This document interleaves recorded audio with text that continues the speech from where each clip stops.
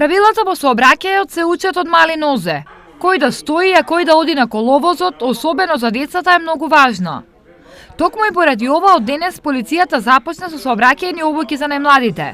Се учеа основните правила во сообраќајот. Че ние како пешаци треба да го гледаме семафорот со двете боички.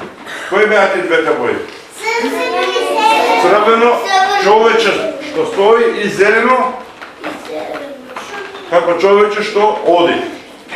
И ние на која светла треба да поминеме, дечени? Оние кои возат велосипед мора да знаат како и со што да си ја заштитат главата. Кацигат. Така ли? Зошто ми слуша таа? Дали знаем? Нели не сакаме да ми кажеш? Ја знам. Ај, кажи ти тука. Кацигата за да не ги бъде полицајците дошли. А ние како деца кога носиме, зошто ја носиме кацигата?